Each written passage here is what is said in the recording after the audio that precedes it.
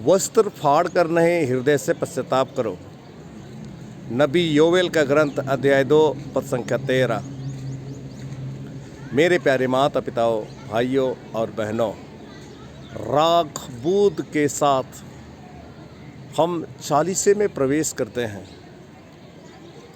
हमारे माथे पर राख लगाकर हमें याद दिलाया जाता है, हे मनुष्य, याद रख, तू मिट्टी है और मिट्टी में मिल जाएगा। मेरे प्यारे माता पिताओं, भाइयों और बहनों, चालीसे की पुकार है मन परिवर्तन, हृदय परिवर्तन। चालीसे की पुकार है ईश्वर से मेल करना। चालीसे की पुकार है जीवन में नएपन को लाना।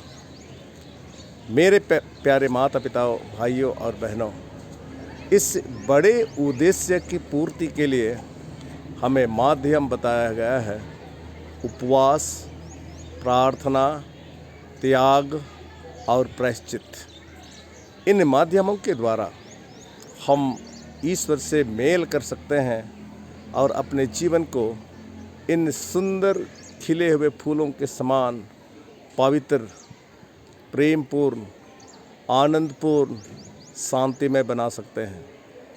ईश्वर ने हमारे जीवन को इसी तरह, इस सुंदर फूलों की तरह खिलने, खुशबू फैलाने के लिए बनाया है।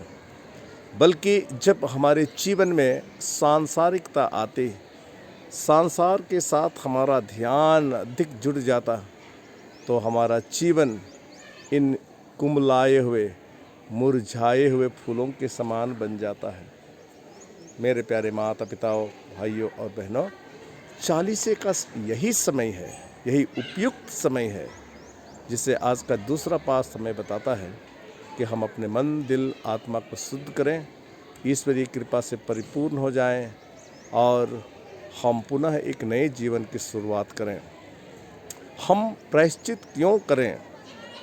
संत योहन का पत्र अध्याय 2 पद संख्या 16 में हम पढ़ते हैं, संसार से हमें शरीर की वासना, आँख से लोभ और धन संपत्ति से घमंड प्राप्त होता है, और ये हमें ईश्वर से दूर ले जाते, हमारे जीवन को इस कुम्हलाए फूल के समान बना देती है। कलीसिया हमसे आग्रह करती है और ईश्वर हमसे चाहते हैं कि हम इन फूलों के समान खिलते रहें, और खिलने के लिए हमें अंदर से पवित्र होने की आवश्यकता है।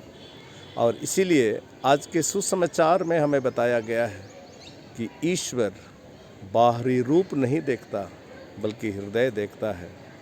हृदय में तो प्रेम भरा है, हृदय में प्रेम भरा होना चाहिए, दया भरा होना चाहिए, आनंद भरा होना चाहिए, खुशी भरी होनी चाहिए। बल्कि हमारे मन और दिल में संसार और सांसारिकता से जुड़ने से क्रोध, लोभ, मोह, आलस्य जैसी बुराइयां, वासना जैसी बुराइयां आ जाती हैं, और ये हमें उन कुम्हलाए हुए फूल के समान बना देती हैं, क्योंकि हमारे जीवन में इन बुराइयों के आते ही